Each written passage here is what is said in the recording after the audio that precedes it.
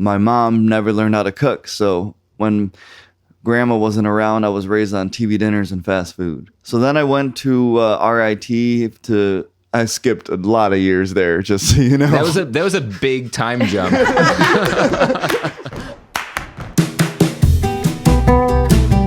Hey, Brian Miller here, and welcome back to One New Person, the show where we take a closer look at chance encounters to remind ourselves that every interaction is meaningful and every person we meet is important. Today is a first for the show. Not one guest, but two. JP and Julia are partners in life and in business. Together, they run the wildly successful YouTube channel, Healthy Junk Food, a comedy cooking show with over 2 million subscribers. Julia and I met over a decade ago in college when we were both briefly music business majors. JP and I met for the first time right here on the podcast and hit it off instantly. In this episode, we discuss how to build and leverage a brand in the digital world, how to get the most out of industry events and conventions, and of course, JP and Julia share their brand's story of a chance encounter with lasting impact. Thanks for listening, and please enjoy.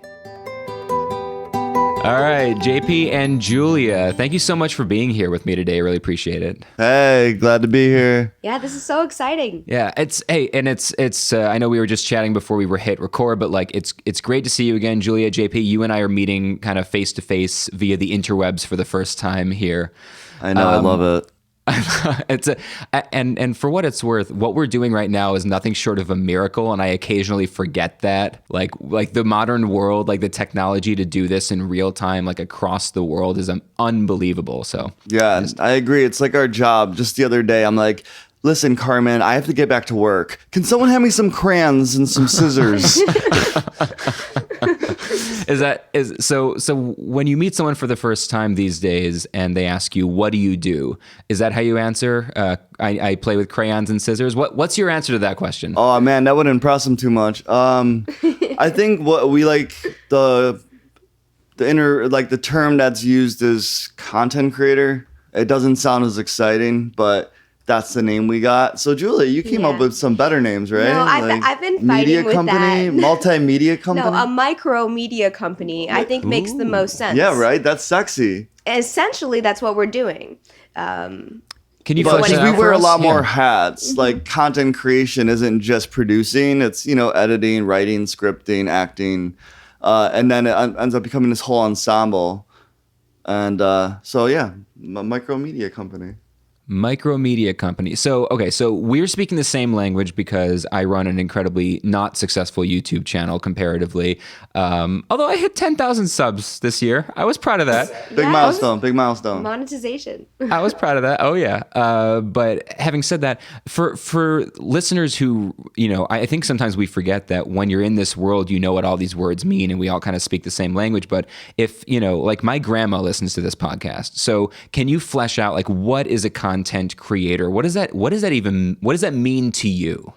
I think the reason why I don't like the term content creator is it's so vague, because anyone can post videos or create videos and put them on the internet and essentially be called a content creator if you own a channel.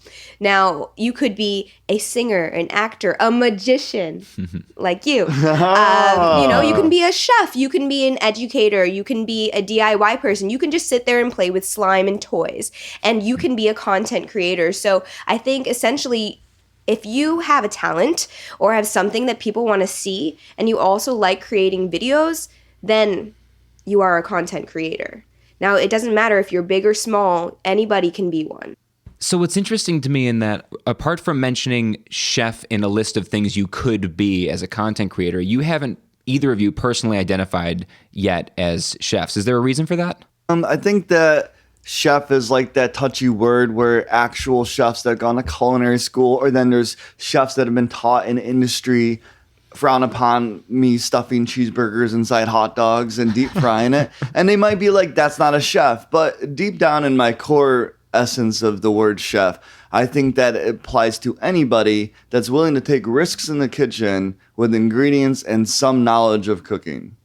And I think considering like the chefs out there, like the Gordon Ramsays and, the Rachel Rays, considering Bobby Flay, some of them, like Bobby Flay, is out there and actually in the kitchen, in the restaurant, serving customers. JP and I are more like home chefs, and every project is different for us. We're not considerably cooking for a wedding or something like that. So I think it's just different roles that you play. And actually, I do have an apron that says Chef Julia on it, but it's all in good fun, We're just kind of doing it for entertainment purposes. Yeah, I think mine says like executive chef for what for what it's worth. I am. Yeah, you can print anything on a jacket. These days, career in YouTube, like YouTuber, has actually become the number one answer when they ask kids. I forget what age it is, but there's that kind of across the board national study that every kid in America at least is asked at some age, what do you want to be when you grow up? And they use that as generations go to see where the culture is going. And like the number one answer for years now has been YouTuber. So when I say the phrase career in YouTuber, like what's the first thing that comes to mind? What hits you when I say career in YouTube? Wow. I would say competition's getting harder. So now there's probably going to be schools that are literally going to teach people best practices on how to make videos as this evolves, because if it's a lucrative career, a lot of people are going to want to do it on top of it being cool, because it looks cool to them. So I think that there's going to be a lot of advances in that. I feel like these kids are just going to be super savvy with editing and just like slay it and make, hopefully, you're going to have your dark side and good side like Star Wars. You're going to have your people that create beautiful artwork, and then you're going to have these destructive people making money off of like just very like unethical, manipulative crap. But that's part of the world. We have that now, don't we? I mean, a little bit. I mean, for every Peter, life. Yeah. Well, I think the good thing for the kids is that more and more YouTubers are hitting that 1 million subscriber number, and more people, the younger generations are growing up. The Gen Zers, they're watching YouTube. It's their first place. Google owns YouTube. It's just kind of where everything is. If the kids would be smart, I think they should go to the internet for in part of any type of business that they run. No matter what, if they're an engineer, if they're a construction worker, if they're a musician, make a website. There's going to be opportunities out there that you're going to find by jumping on the internet. And, Google is a good place to be. I don't think Google's going anywhere. And I don't think YouTube's going anywhere. So I would say might as well try. I mean, there's been a lot of talk about, alternatives and competition to YouTube over the years, and just nothing even comes close. What do you think it is about YouTube in particular that's just drawing people in, as opposed to all the other video sites that try to pop up and have their own spin on it? For like the younger people, it's definitely a cultural thing. It's like how we were raised. So I think when you're raised on a certain platform, whether it's Sega Genesis or Nintendo, you're kind of like brand loyal to that. So plus they've cultivated so like huge relationships, and YouTube is all about relationship building. So these people will listen to these people, be inspired by them. And if they're only going to be on YouTube, why the hell would they go anywhere else? Yeah, I guess so. And it was interesting that you went right to the kind of, Julia, the future of education. You were kind of both hitting on that. The first guest of this season of the show was actually Seth Godin, and he's been talking a lot about education lately, and he and I got on that topic for a long time, that it feels like traditional education is about to collapse. The public school system, and especially colleges, universities, are just, the whole way we've been doing education for 150 years is just at a tipping point right now. Do you see YouTube as being an integral part of maybe the push over that edge? You're going to need colleges for people that are in the medical field. You're going to need that for engineers. You're going to need that for some specific types of sciences and stuff like that. I don't think that you would be like, okay, doctor, where'd you learn how to do this surgery? Oh, I learned from YouTube. That's not going to make me feel safe. But if you want to become a musician, possibly you wouldn't go to music school. I feel bad saying that because I got a degree in music. But that's part of kind of my thought process on it. It depends. And I think where you're spending your money on education, you'll just, maybe the younger demographic of people are going to choose wisely based on what they really want to do in their lives. Since you brought up music and music school, folks would have already heard me mention this in the intro, I assume. Hopefully future me made past me happy by remembering to do that. But you and I met in college. We both went to SUNY Oneonta, which, by the way, side note, don't let me forget to come back to the recent series of videos that just by pure coincidence were filmed at our alma mater. So you were was it music industry? Is that what it was? Music industry major? What? Okay, so I could feel you be like, I don't want to talk about it. I feel like I'm being called out. But did you have aspirations within the music industry? Like, what was it that you thought you were going to go out and do, or you hoped to do?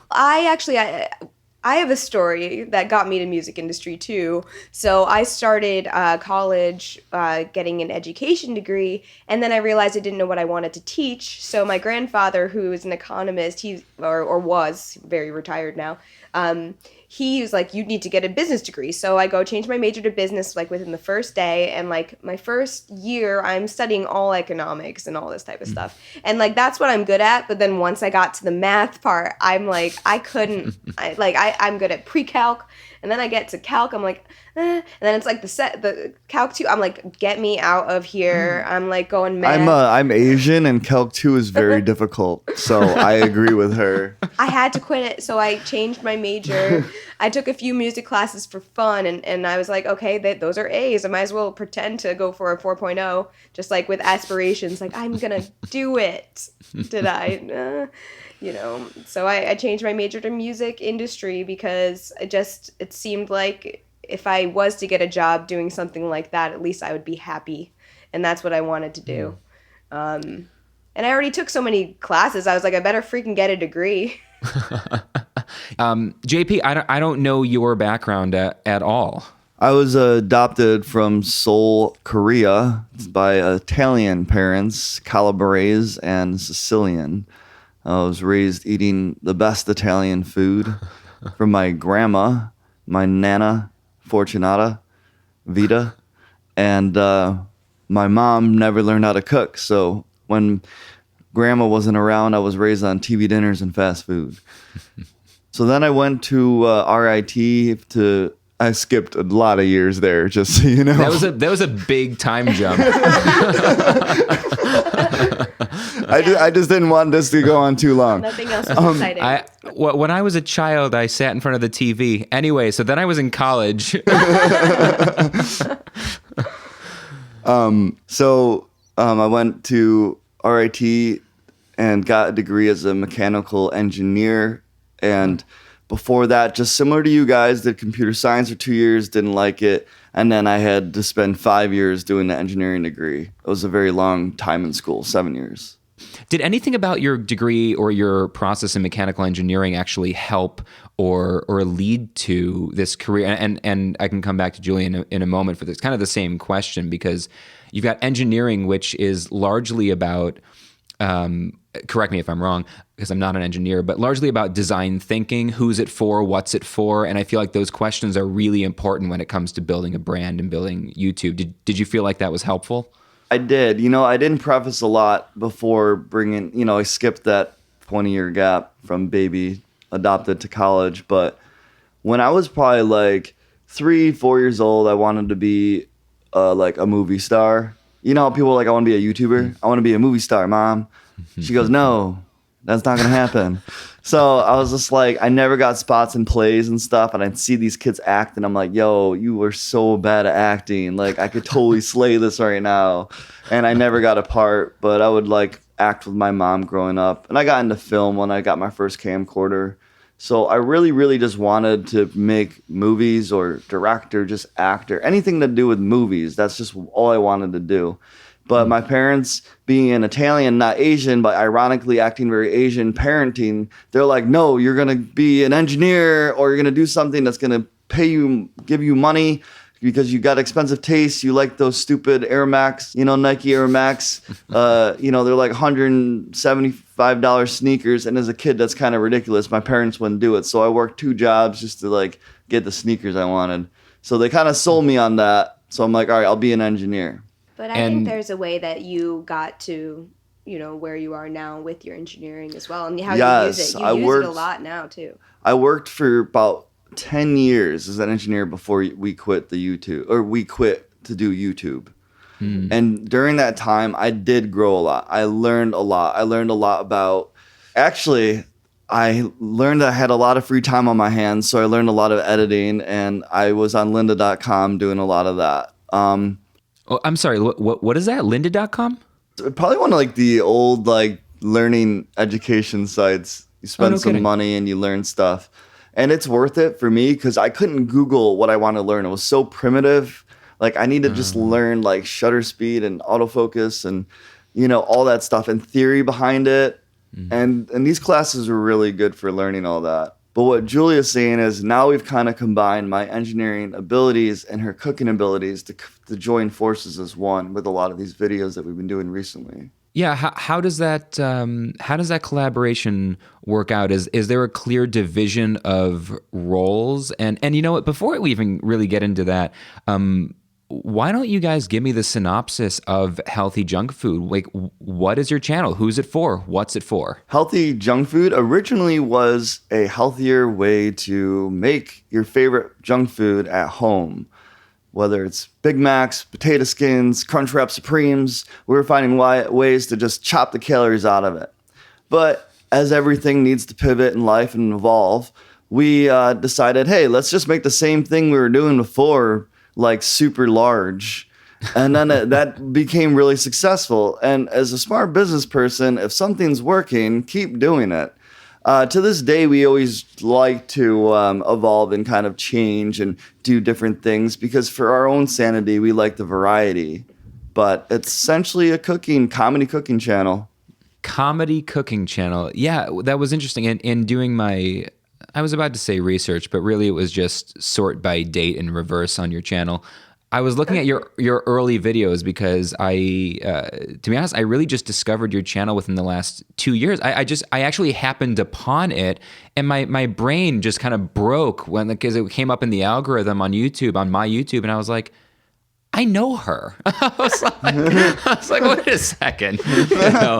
And it's funny how time does that. It's been for me, it's been 10 years since I've been out of school, and the difference in what some people have done, since college is in the span of 10 years is unbelievable. And I think partly these days accelerated because of the internet, where in previous generations, people may not have been able to make those kind of changes and that kind of growth quite as quickly or efficiently. The early videos, your first video, which has a ton of hits, probably because once you guys blew up, people wanted to go back and see the first video. You remember what it was? Yeah, the potato skins. Creamy garlic. I had such Horrible a blast watching the creamy garlic loaded mashed potato skins recipe video because first, Julia, you were not in it at all. The quality of the video itself was, lackluster. I'm sure we can all agree. Like Terrible.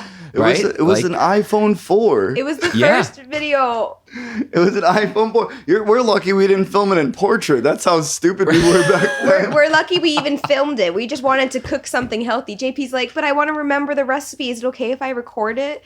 And I was like, I'll record you because as much as like I loved being on camera, I didn't really get what the footage was going to be used for. Yeah. So I was like, I don't know what you're editing this into. I wasn't ready yet. Actually, the first several videos, I wasn't in it because I was confused. Was it a slow, gradual change from the early, like, we're making videos where there was a real focus on the recipes in the first couple of seasons, the first couple of years of your channel, where you really were putting the recipes and the ingredients up? And lately, it feels like the cooking has almost been sidelined. It's really not, it doesn't seem like it's as big of the point of your videos anymore. Is that how you feel about it? And like, how did that happen? We learned that being the face on camera is more important than the food being the face on camera for longevity. Otherwise, people might just cherry pick you, just watch you because they just need that recipe. Mm-hmm. Maybe never come back again. Maybe not get invested in the long term with you. So we just wanted to adapt more personality. And it also depends on the recipe because some recipes we will want to show more detail. But when we're making something giant and stupid, Like, people don't need the recipe, like, just watch. They just want the wow, Yeah. people's reactions. But we did a Chipotle one recently, and that made sense to give people recipes because they can make it at home. They're going to enjoy it. I'm not going to give you a recipe on how I do this disgusting stuff I've done. I've had like a dog bone where I put like meat on it, and I made like a drumstick, like a yabba dabba do. No one should ever do that. It's terrible. No one it's should gross. ever do Actually, I don't think that you should have even eaten that. I know. I took a couple bites. It's really gross. I probably shouldn't have done that. Yeah. And that's Seems why like a terrible. people subscribe. That's why. And that's how you go viral. Well, hey, did I see this wrong? Did Jeff Goldblum retweet one of your things recently? That is goals. Yeah, I guess he found this picture of me with the giant grilled cheese in my hand, and this is a very old photograph, and probably 2015, 16? 16, yeah. And I mean, there's no credit to me on there. It doesn't say healthy junk food all over it, but it's cool to be like, oh, he liked my grilled cheese. He's not looking at me. He doesn't know who I am. I'm really curious. I want to dig in a little bit about the process of developing a brand, because we hear more and more about, for anybody in any field, whether you have an employer or whether you're self-employed, about the personal brand being like your greatest asset. I think even more so now for people who are traditionally employed, because those jobs aren't safe anymore. And the best way to have job security is to have developed such a community of people who trust you that if that job goes away, there will be a different job ready for you. Someone will be glad to bring you over. So I'm curious about that process of developing a brand. It's so clear as you just scroll through the timeline from your oldest videos to your newest ones, that it's such a gradual, you can see, if you just do that quick scroll, you can see you testing things and trying things, different graphics, different, should we be in the thumbnail? Should it be the food in the thumbnail? Can you take me through that process of developing a brand? I think the main thing is you have to start. So if somebody says, oh, I want to do something, okay, do it. I want to make a video, start. And one thing I would look at healthy junk food specifically and say, this is a name. This is not even a real word. I think us starting like that probably wasn't the smartest thing. Fortunately, it has become something, where you can look up on like healthy and spell healthy, HEALTHY junk food on Google. You may find healthy junk food spelled HELL, because Google's starting to see relevance in that. But if I was to start over, and we actually kind of have with the second channel, just be our names, JP and Julia. You are your own brand. And I think that's what would be kind of the best way to look at anything that you do. You are always representing yourself. You are your own brand. Yeah, because no one can steal you, but they could steal healthy junk food. And what we also learned was a lot of people that brand themselves have sub-brands below them. So it's just like everything is Johnson & Johnson, but Johnson & Johnson owns Clorox. They own, and that's kind of where you become a real secure empire, because you start with a very solid foundation, which is yourself. Even JP and Julia isn't really branding us as individuals. It's branding us as a unit, which I think it made sense for us because we built this together. We are a unit. We are the yin and the yang. So the thing is, with healthy junk food, if we are to run into somebody that watches the channel, they're like, oh my God, healthy junk food. And JP does this thing where he says, I'm JP. Like, I don't come up to you and say, hey, are you Target? Exactly. But we have evolved. I've never said that to anybody. It's it's a bad joke.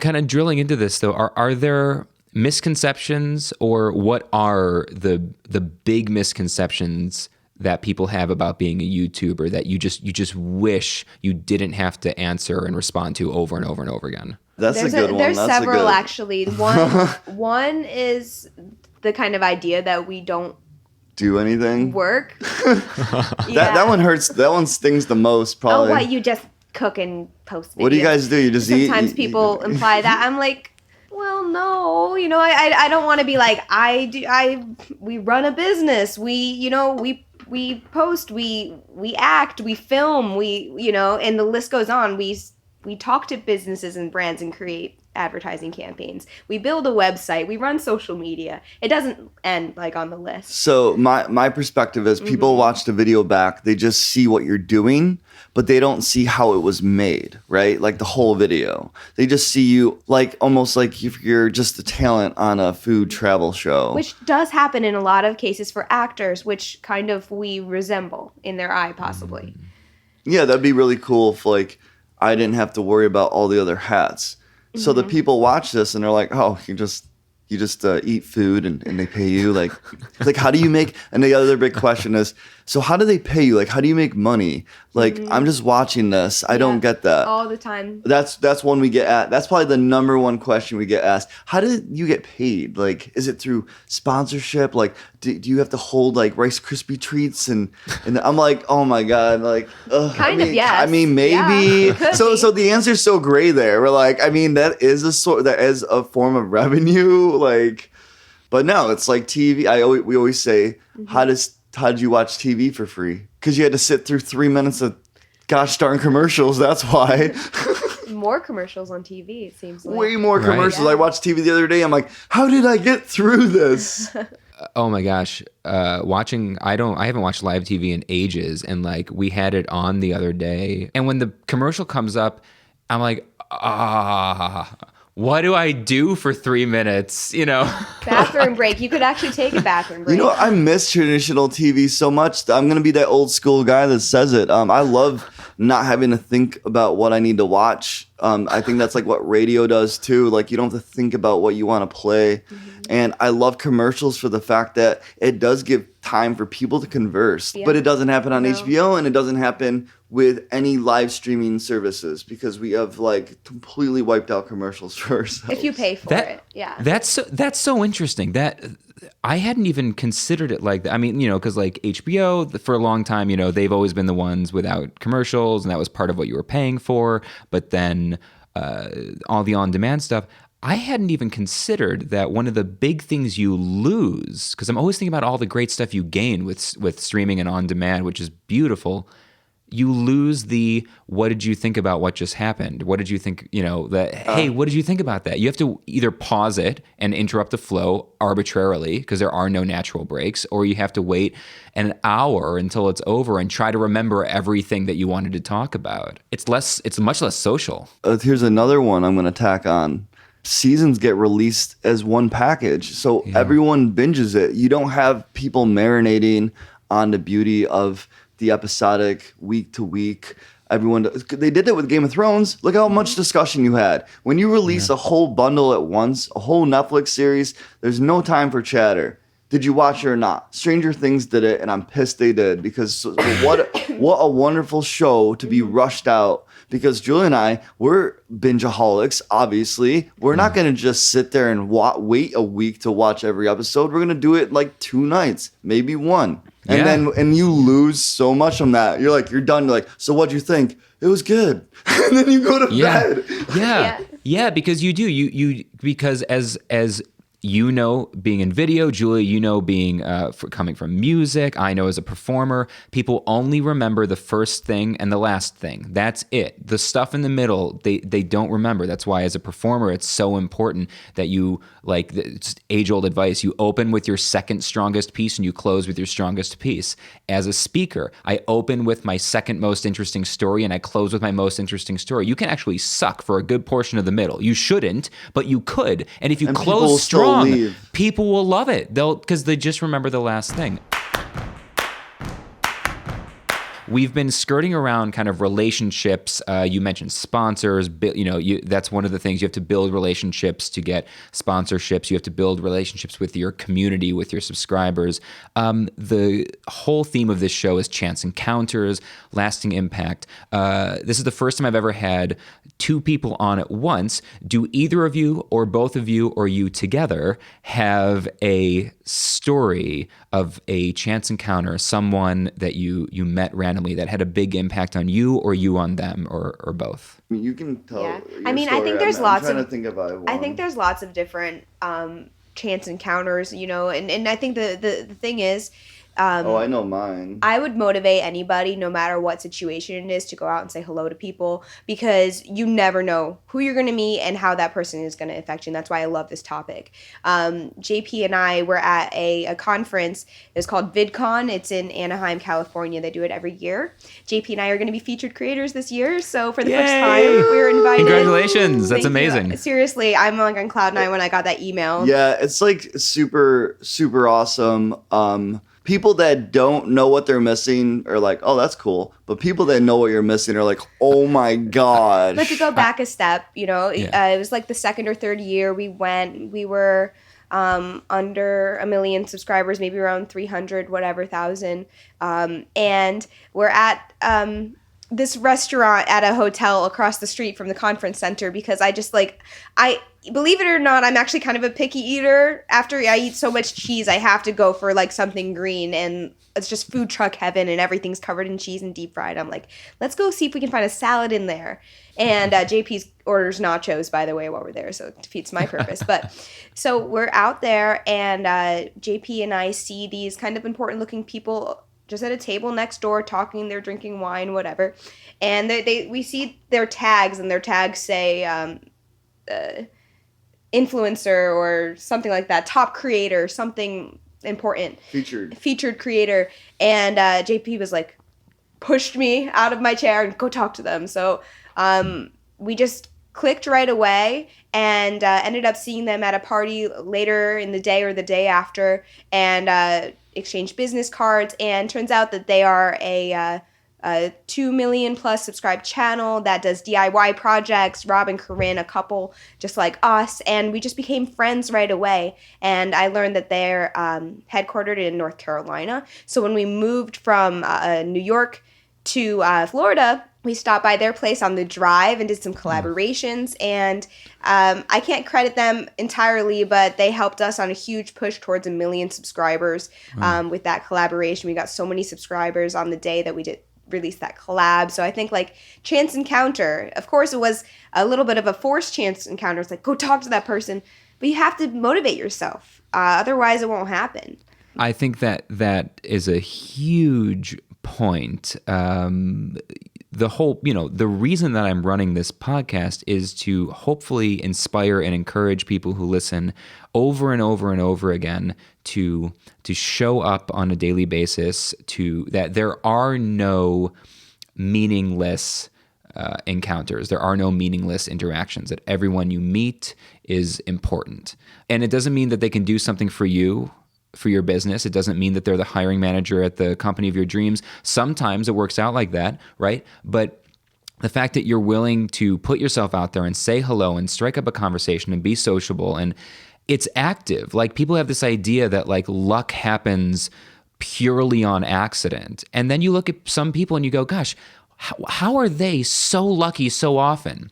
It's because they're deliberately putting themselves in situations where they're more likely to be lucky, and they're putting themselves out there on a daily basis, right? And to bring that up again is the other times we went to VidCon, like going to VidCon, that is the reason you go, even if you're not featured or you're just a creator and you're on the second level with all the security, you can still meet people. And that's the best place to do it. Meet creative people, meet people that are doing the similar stuff as you. Obviously, that's what I think the purpose of conventions are, but it's like, but you do have to make the effort to go. And like for us, it was expensive. Like we had to get a flight out to LA. We had to, pay for our own hotel and all this stuff. We had to pay for our ticket. Mm-hmm. It's an investment. You have to get time off work, so you're not getting paid. So you best, when you go, you best make the best of it, because you invested that money into it. Let me dig into that for a moment, because there are so many people in so many different industries that do attend conferences, and I see it all the time. They're doing conferences wrong, right? It's what you were just saying, that they go through the trouble of buying the ticket and getting the hotel and taking time off work, and then they just hang out with the two people they came with the whole conference. Yeah. So what would be some advice for any industry, whether they're accountants going to accounting conference, what would be your advice for making the most out of that opportunity? Maybe developing some fun social games to help you initiate conversation.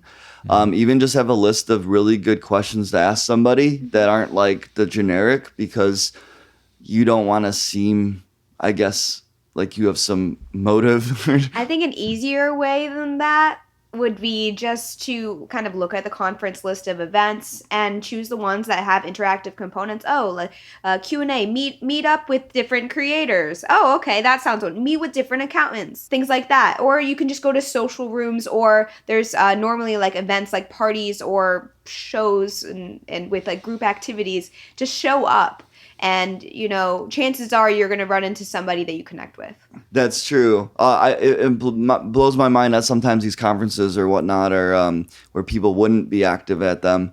But yeah, I mean, at any conference, there are a schedule. And, if you're really passionate about being there, then I think that you really don't need any advice when you're passionate about being there, because then things are just going to happen anyway because you want to be there. You're there.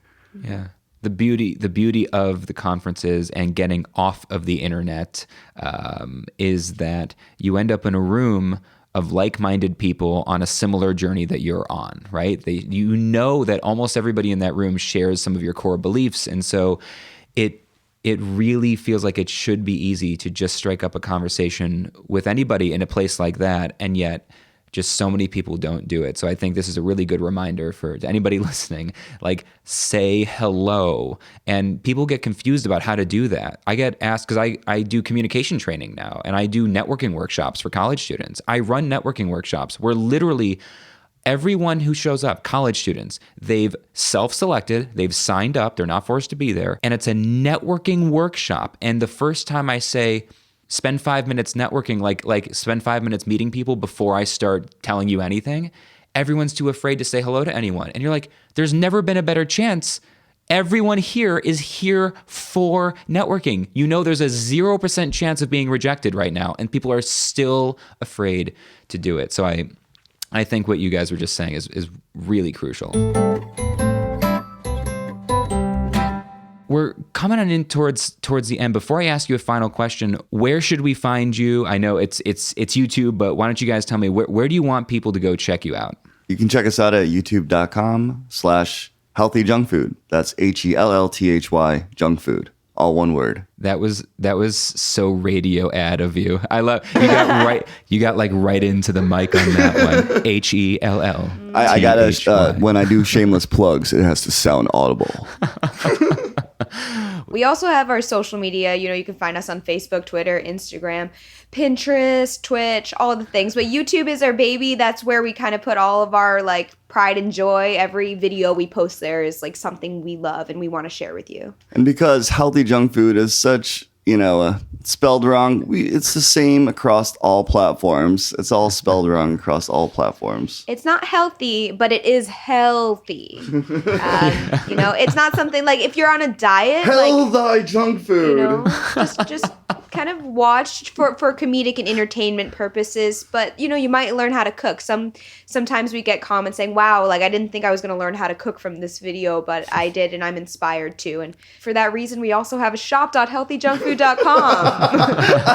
where you can pick up your own aprons and cutting boards. But it kind of comes with the territory. He'll tighten us up in post. No, it's great, and I think people should definitely check it out. And one of the easiest, and I think we were talking about sponsorships earlier. How do people on YouTube make money? One of the fastest, easiest ways to support anybody who's creating online is to buy their merch, because that goes directly to the creators usually. So all the way towards the beginning of this conversation, if I'm remembering correctly, our alma mater, SUNY Oneonta, it came up. That's where we both went to school, Julia. And you, on the channel, you just recently did 2 videos, unless I missed any. I saw 2 videos that I watched and loved. The world's largest Simpsons donut was filmed, and that was a riot, by the way. Also incredibly unsanitary, and I'm a germaphobe, and I was very freaked out with that video.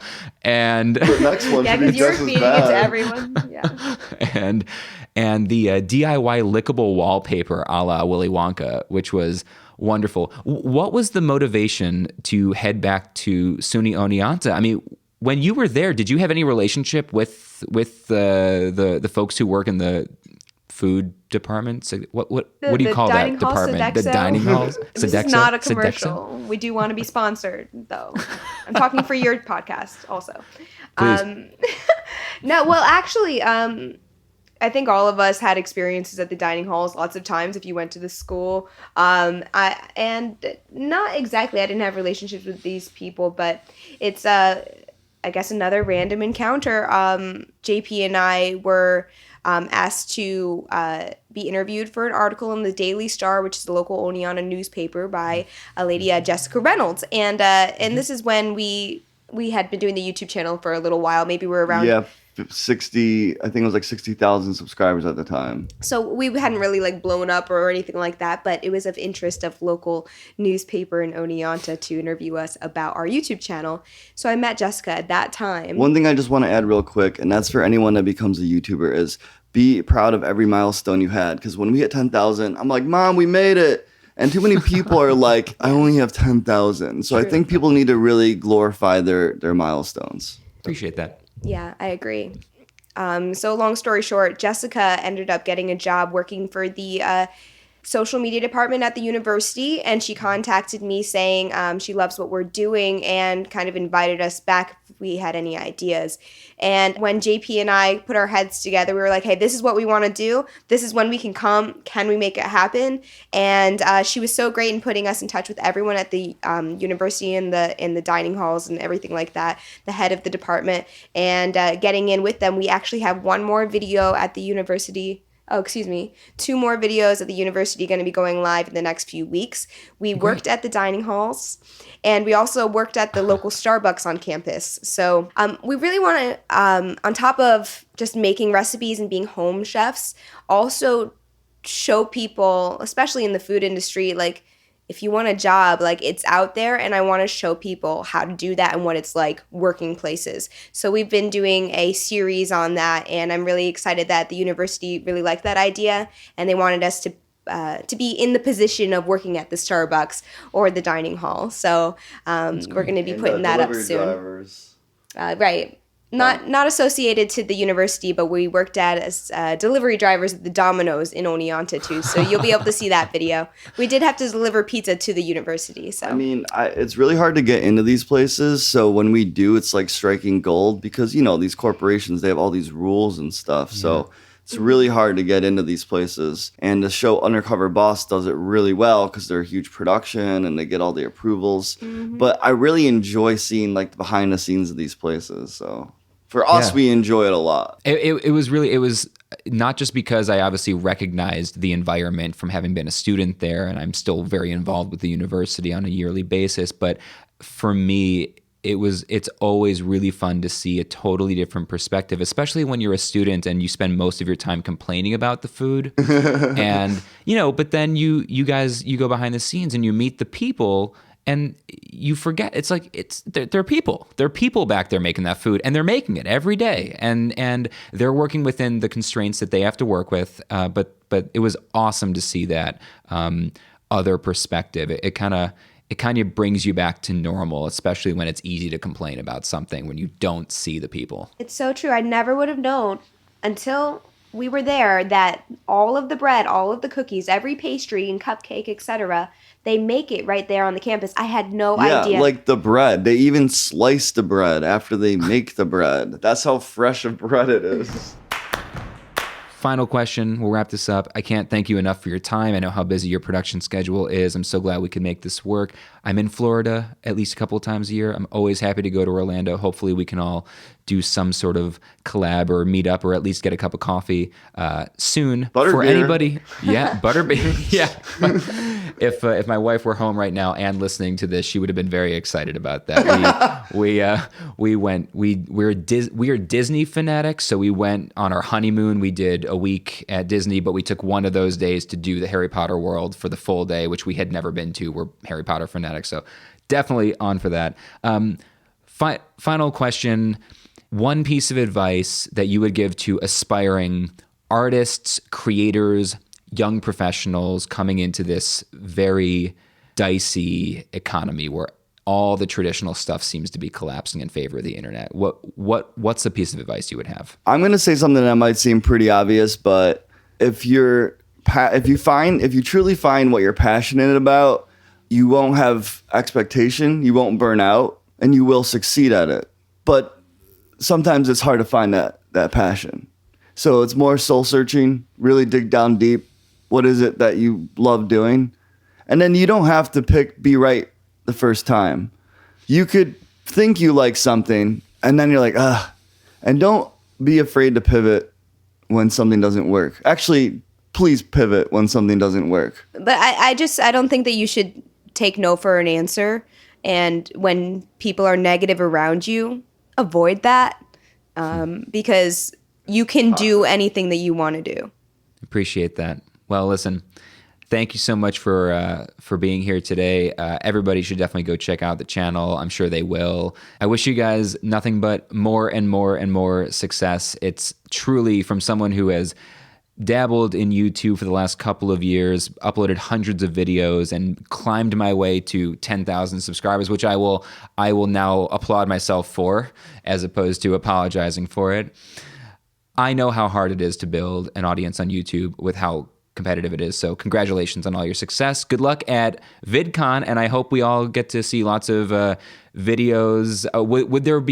Would they be on your second channel more likely, vlog style from VidCon? We've been doing a lot less like vlogs on things that we've already done. So we're focusing more on like travel. Like we have a Philippines trip in the works.